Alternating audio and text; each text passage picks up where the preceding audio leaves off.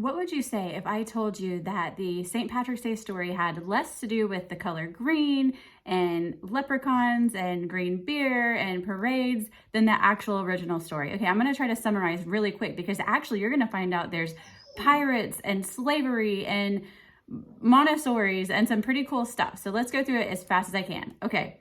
So this guy, his name was not Patrick. You can go Google it and find out what his actual name was, but he is a Roman British kid. He's 16 years old and he gets kidnapped by pirates. The pirates take him and they sell him into slavery in Ireland. While he's in Ireland tending to animals as a slave, he spends about 6 years like hanging out. They mention that he was usually, not wearing very much clothing for some reason. That's part of the story. He survives in the wilderness and gets really close to God. Ironically, he wasn't raised like Roman Catholic or any Christian-based faith. He wasn't raised that way, but he met the actual, not church God, but like real God while hanging out in the wilderness by himself.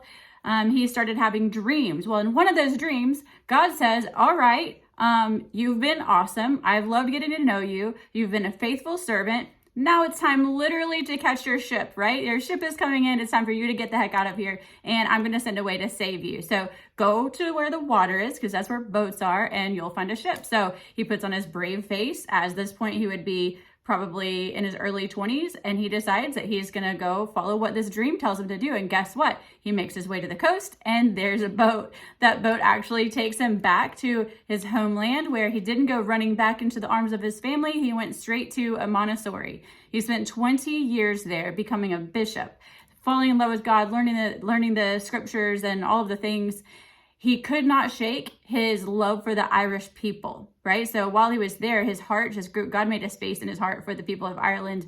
And at this point, Ireland was dramatically pagan. There were some very, very worldly things going on in Ireland. So he felt like he was supposed to go back. So he did. He went back. He was not exactly well received. There were no parades thrown for him at this point.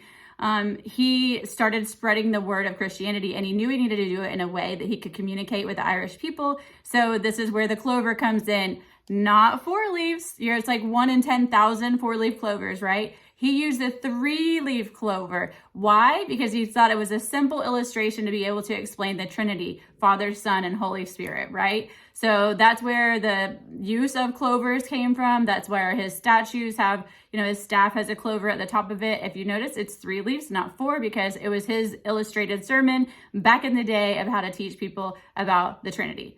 So we move forward in the story. Actually, do you know the color of St. Patrick? It used to be blue that was associated with him, not green. So I think people use those two things together. Kind of funny, just a fun fact. So we fast forward in the story. He starts spreading the love of God to the rapidly converting Christian people in Ireland. That spreads. He starts to be well received at this point, right? People love him, love God, everything's kosher. Then fast forward a little bit later, there was a huge potato famine. So the potato industry was a big part of economics in Ireland. So when that started to have a problem, there was less money. So it forced immigration. So Irish people began to migrate to the United States, right? The American dream.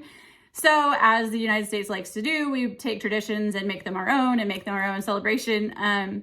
The Irish people brought some of their traditional food things, but then there was a largely, Jewish population. They were in New York City, so it was difficult to find some of the foods that they had traditionally eaten in there, to like the butchers to prepare any kind of pork product, like a traditional bacon, that kind of thing.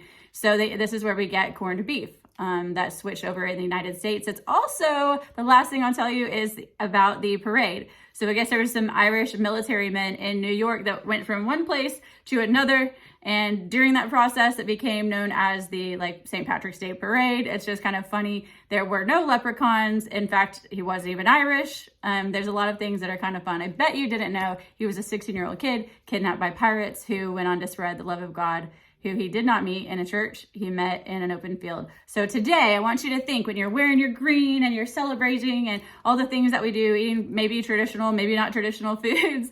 Today, when you're doing that, I want you to think of that kid that could have used excuses and could have stayed in that pit or just laid there and thought, this was my life is over, I'll never be anything. He was in a very, very, very tough spot, and he allowed room for God to show him more. And now today, every time you see something that is celebrating his life, which ironically is celebrated on the day of his death, March 17th.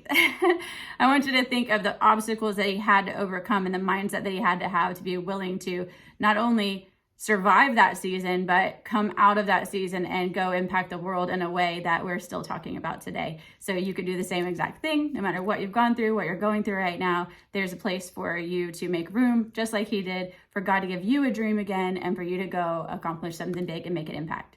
So hope that helps. Happy St. Patrick's Day. Talk to you later. Bye.